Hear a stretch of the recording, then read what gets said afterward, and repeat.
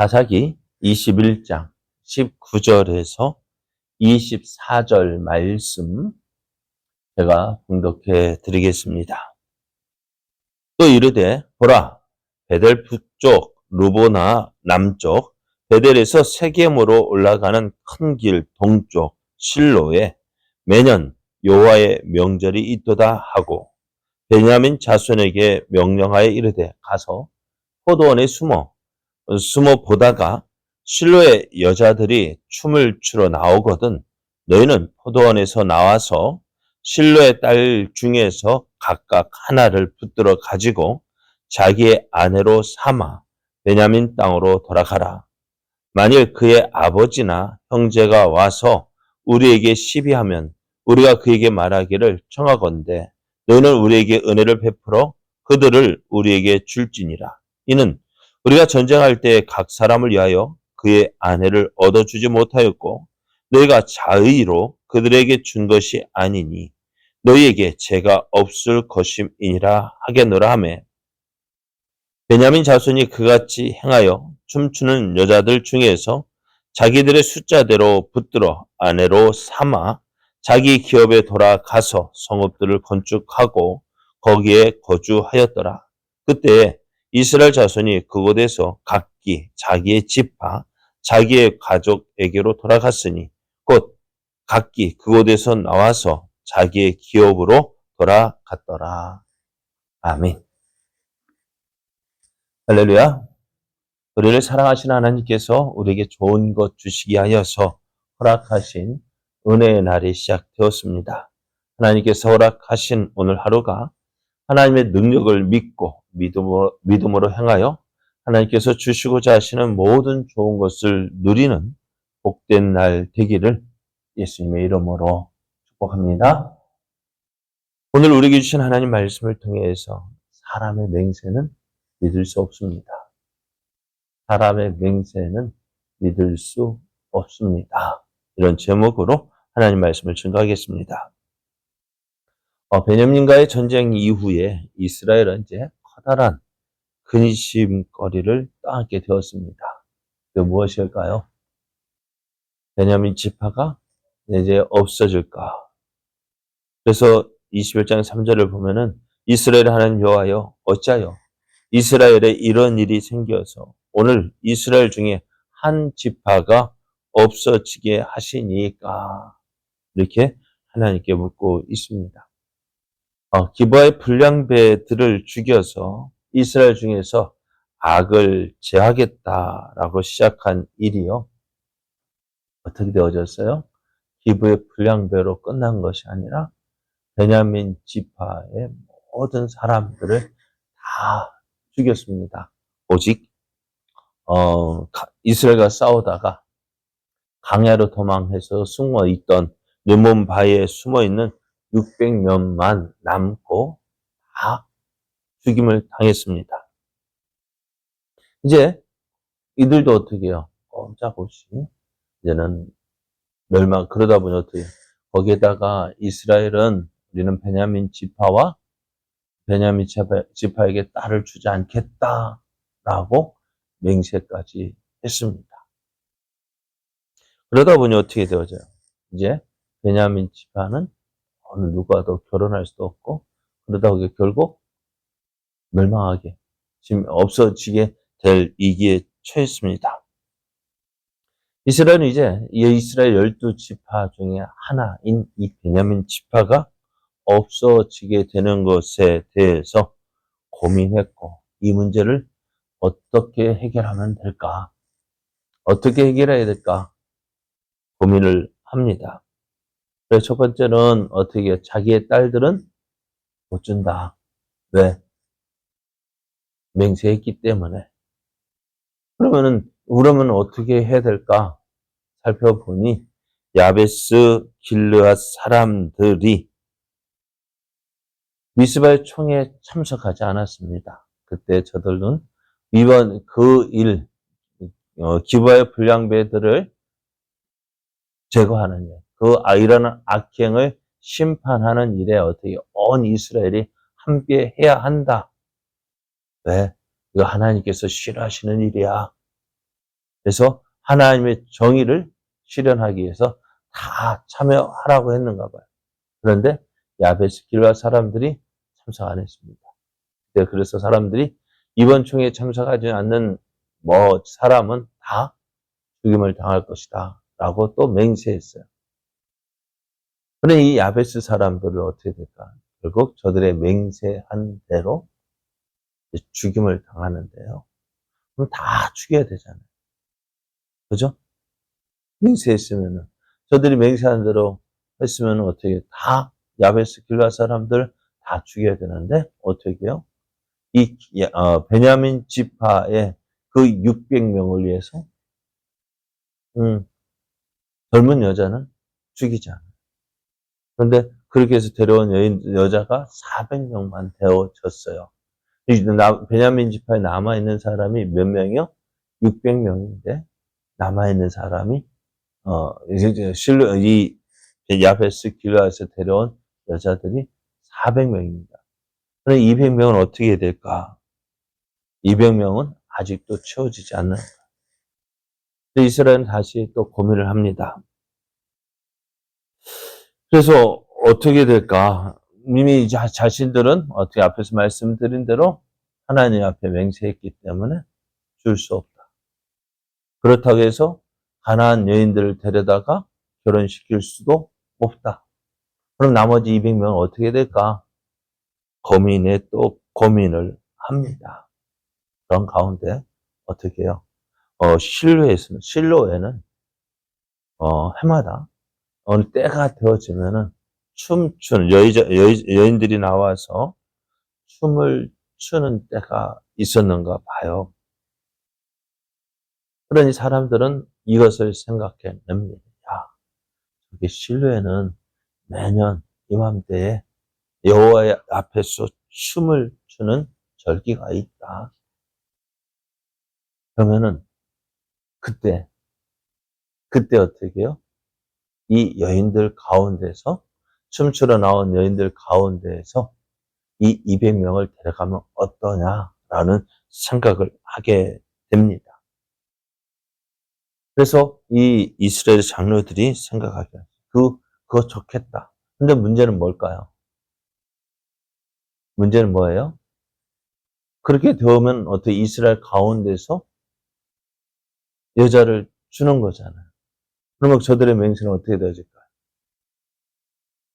저들의 맹세는 깨어지게 되고 또 어떻게 해요? 저들이 맹세한 대로 하나님의 저주를 받게 되어집니다. 그러니까 이제 딸이 납치가 되었어요. 그죠? 그러니까 순순히 자기 딸을 주는 게 아니라 무엇을 핑계로? 납치라는 그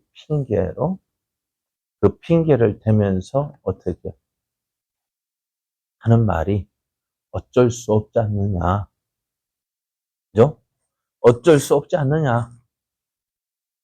내가 주고 싶어서 줬어? 그러잖아요. 내가 베냐민 지파에게 딸을 주고 싶어서 줬느냐. 이렇게 납치되어서 억지로 끌려가 결혼하는데 어떻게 되겠느냐. 그런 핑계거리를 주는 것이었어요. 자, 그래서 이 사람들, 그래서 베냐민 지파에게 딸을 빼앗긴 사람들이 와서 하는 말, 왜 이런 일이 이렇게 일어났느냐? 그러니 어떻게 해요? 그러면은 자신들이 중재할 것이다. 우리가 하나님 앞에 맹세한 거 깨트리게 되면 어떻게 되겠느냐 할 때 이 장로들이 나서서 우리가 이 문제를 중재하겠다. 그럼 베냐민 사람들 늘 염려하지 말고 가서 어떻게 하라고? 200명을 데리고 가라라고 말합니다. 그래서 일단 베냐민 지파 가운데 200명이 이 실로에 가서요. 어떻게 해요? 원래 숨어 있다가 200명을 납치라고 하는 표현이 낫겠죠. 가자 해서 데려간 것이 아니라 내가 가겠습니다 해서 데려간 것이 아니라 어떻게 해요? 납치를 해서 그 200명을 데리고 가게 되어졌고 결론은 23절을 보면은 베냐민 자손이 그같이 행하여 춤추는 여자들 중에서 자기들의 숫자대로 붙들어 아내로 삼아 자기 기업에 돌아가서 성읍들을 건축하고 거기에 거주했다라고 얘기합니다. 근데 지금 어떻게 돼? 결국 이들은 문제가 해결되어집니다. 이제 이스라엘 가운데서 없어지게 될 베냐민 지파가요, 이 일로 인해서 어떻게 해요? 회복이 될 수 있는 발판을 마련하게 되어졌습니다. 그렇다면은 이제 이스라엘은 어떻게 생각할까? 야, 우리가 한 건 했다. 어떤 걸? 베냐민 지파가 망할 것인데 망하지 않도록 우리가 이 일을 잘 해결했다 생각하고 어떻게 이제 그 베냐민 지파가 돌아가서 성읍을 건설하고 회복되어지는 것이 그런 것을 보고서 이제 이스라엘 자손은 이제 다 자기의 사는 곳으로 돌아갔다 했습니다. 문제가 해결되어졌습니다. 그런데 이 문제를 보면서요, 야, 문제가 해결됐다 라고 말할 수가 있겠죠. 그런데 이 문제를 보면서 생각해야 될 것이 뭐냐? 많은 노력했고 수고했습니다. 그리고 많은 희생을 치렀습니다. 그렇다고 해서 이것이 다 잘 된 것일까요? 어떤 것일까요? 먼저 첫 번째, 저들은 자기들이 한 맹세를 스스로 깨뜨렸어요. 그렇게 지키고자 했던 맹세. 어떻게 해요? 우리는 베냐민 지파에게 딸을 주지 않겠다라고 맹세를 했어요. 그 맹세를 지키기 위해서 어떻게 했어요? 야베스 길라 사람들을 무자비하게 죽였습니다. 왜요? 우리가 한 맹세를 지키겠다라는 것입니다. 그래서 그렇게 해서 야베스 길라 사람들을 죽였는데 어떻게 되었죠? 부족해요. 그럼 부족한 200명 어떻게 채웠습니까? 그토록 자기들이 지키겠다고 한 맹세를 깨뜨렸죠. 그죠? 그 맹세를 깨뜨렸잖아요. 자기들이 말한 그 맹세대로 행하지 않고, 야, 실로에서 여자들이 춤추는 때가 오는데, 그때 가서 데리고 가라. 그러면은 그 맹세를 깨뜨린 결과를 가져오죠. 그러면 그 맹세를 지키기 위해서 어떻게 해요? 야베스 길라 사람들이 죽임을 당했잖아요. 그럼 그 사람들의 희생은 뭘까요?